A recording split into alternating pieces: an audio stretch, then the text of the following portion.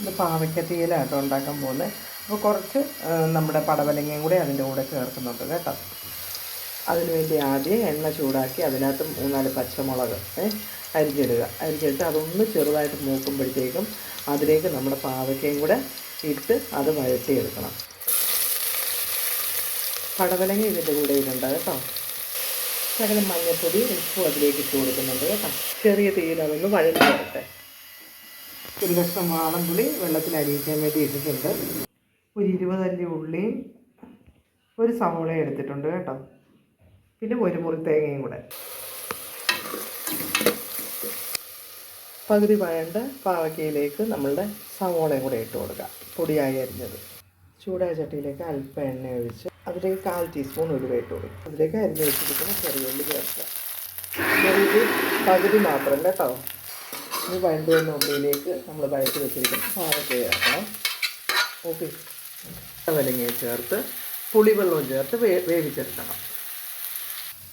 ചിരകിയെടുത്ത തേങ്ങയും ബാക്കിയുള്ള ഉള്ളിയും കൂടെ ചെറിയ ഉള്ളിയും കൂടെ ചേർത്ത് നന്നായിട്ട് വറുത്തെടുക്കണം. തീയല്ലേ 2 നനി കുരുമുളകും കൂടെ ഇട്ട് കൊടുക്കുന്നുണ്ട്. നമ്മുടെ ഉള്ളിയൊക്കെ കണ്ട് വഴണ്ട് നല്ല തിന്നായിട്ടുണ്ട് കേട്ടോ. അപ്പോൾ ഈ ഒരു പരുവത്തിലാകുമ്പോഴത്തേക്കും നമുക്ക് ഒരു 2 സ്പൂൺ 1.5 ടേബിൾ സ്പൂൺ മുളക് പൊടി നമുക്കിടാം. കുറച്ച് ഒരു ടീസ്പൂൺ മഞ്ഞൾപ്പൊടി, ഇത് ഇത്രയും മതി കേട്ടോ. തീ ഓഫ് ചെയ്യാൻ മറക്കല്ലേ.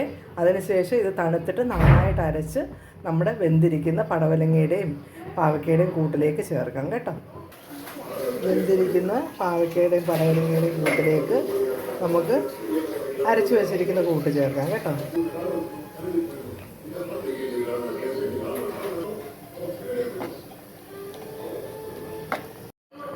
ചെറിയ തീയിൽ എണ്ണ ഇതുപോലെ തെളിഞ്ഞ് വരുമ്പോഴേക്കും, ഇപ്പോൾ ചെറുതായിട്ട് തെളിഞ്ഞ് വന്നിട്ടുണ്ട്, എണ്ണ നന്നായി തെളിഞ്ഞ് വരുമ്പോഴേക്കും നമുക്ക് വാങ്ങി വെക്കാം കേട്ടോ.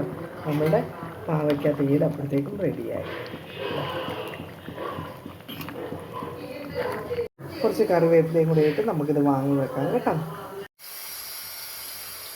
ഇത് പാവയ്ക്ക തീയലാട്ടോ ഉണ്ടാക്കാൻ പോകുന്നത്. അപ്പോൾ കുറച്ച് നമ്മുടെ പടവലങ്ങയും കൂടെ അതിൻ്റെ കൂടെ ചേർക്കുന്നുണ്ട് കേട്ടോ. അതിനുവേണ്ടി ആദ്യം എണ്ണ ചൂടാക്കി അതിനകത്ത് 3-4 പച്ചമുളക് അരിഞ്ഞിട്ട് അതൊന്ന് ചെറുതായിട്ട് മൂക്കുമ്പോഴത്തേക്കും അതിലേക്ക് നമ്മുടെ പാവയ്ക്കയും കൂടെ ഇട്ട് അത് വഴറ്റിയെടുക്കണം. പടവലങ്ങ ഇതിൻ്റെ കൂടെ ഇടണ്ട കേട്ടോ. ശകലം മഞ്ഞൾപ്പൊടി ഉപ്പും അതിലേക്ക് ഇട്ട് കൊടുക്കുന്നുണ്ട് കേട്ടോ. ചെറിയ തീയിൽ അതൊന്ന് വഴറ്റി വരട്ടെ. ഒരു കഷ്ണം വാളംപുളി വെള്ളത്തിൽ അരിയിക്കാൻ വേണ്ടി ഇട്ടിട്ടുണ്ട്.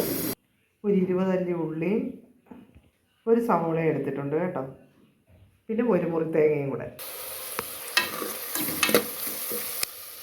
പകുതി വഴണ്ട പാവയ്ക്കയിലേക്ക് നമ്മളുടെ സവോളയും കൂടെ ഇട്ട് കൊടുക്കുക, പൊടിയായി അരിഞ്ഞത്.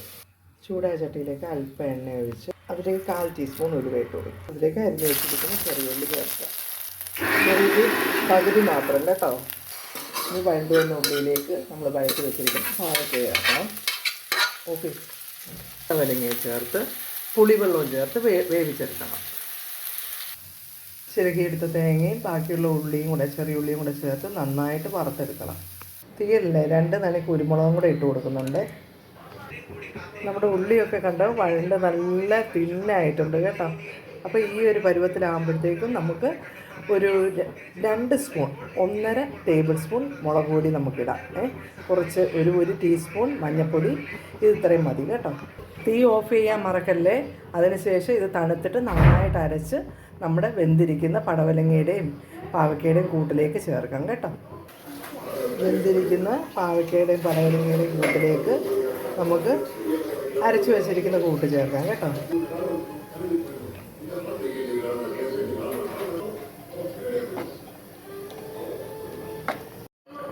ചെറിയ തീയിൽ എണ്ണ ഇതുപോലെ തെളിഞ്ഞ് വരുമ്പോഴേക്കും, ഇപ്പോൾ ചെറുതായിട്ട് തെളിഞ്ഞ് വന്നിട്ടുണ്ട്, എണ്ണ നന്നായി തെളിഞ്ഞ് വരുമ്പോഴേക്കും നമുക്ക് വാങ്ങി വെക്കാം കേട്ടോ.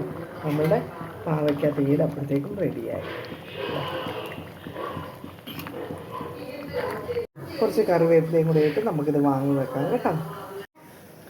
ചൂടായ എണ്ണയിലേക്ക് കുറച്ച് ഉലുവയും കുറച്ച് കടുകും ഇട്ട് പൊട്ടിക്കുക. ആദ്യം എണ്ണ കുറച്ച് നെയ്യും കൂടെ ചേർക്കുന്നുണ്ട് കേട്ടോ. അതിലേക്ക് ഈ പച്ചമുളക് ഒന്ന് കീറി ഈ ശകലം ഉപ്പും കൂടെ അകത്തോട്ട് ചെയ്തതാണ്. ഞെട്ടോട് കൂടി എടുക്കണം, അതൊന്ന് വറുത്തെടുക്കണം കേട്ടോ. ഈ ഒരു പരുവത്തിൽ നമുക്ക് ഈ മുളക് ഇങ്ങനെ മാറ്റാം. അതിലേക്ക് അരിഞ്ഞു വെച്ചിരിക്കുന്ന ചെറിയ ഉള്ളി കറിവേപ്പിലയും കൂടെ ചേർത്ത് കൊടുക്കുകയാണ്.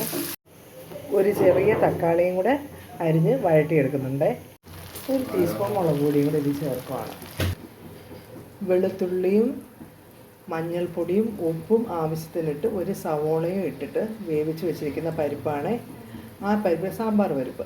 ആ പരിപ്പിലേക്ക് നമ്മൾ വഴറ്റി വെച്ചിരിക്കുന്ന ഈ കൂട്ട് ചേർത്ത് ഇളക്കിയാൽ നമ്മുടെ പരിപ്പ് റെഡി. നമ്മൾ വറുത്ത് വെച്ചിരിക്കുന്ന മുളകും കൂടെ ഇട്ട് നമുക്ക് വാങ്ങാം. നമ്മുടെ വഴണ്ട് വന്നപ്പോൾ ഉള്ള തീയലിൻ്റെ ടെക്സ്ചർ കണ്ടോ? ശരിക്കും കാണാൻ പറ്റുമെന്ന് അറിയത്തില്ല. നല്ല കറുത്ത് നല്ല നമ്മൾ ഗ്രേറ്റഡ് കോക്കനട്ട് നല്ലതായിട്ട് വറുത്തെടുക്കുകയാണെങ്കിൽ ഇതിലും നല്ല കറുത്ത തീയലുണ്ടാക്കാൻ പറ്റും. അപ്പോൾ ഇന്നത്തെ കറി എന്തൊക്കെയാണെന്ന് അറിയണ്ടേ? പപ്പടം, പിന്നെ പാവയ്ക്ക പടവലങ്ങ തീയൽ, പരിപ്പ് കറി, നല്ല മട്ടേരിയുടെ ചോറ്, പിന്നെ നോൺ വെജ് വേണ്ടവർക്ക് കുറച്ച് ചിക്കൻ, പിന്നെ ഈ വർഷത്തേക്കുള്ള അച്ചാറിട്ട് വെച്ചേക്കുന്നതാണ് നല്ല കിളിച്ചുണ്ടൻ മാങ്ങയുടെ. കണ്ടോ?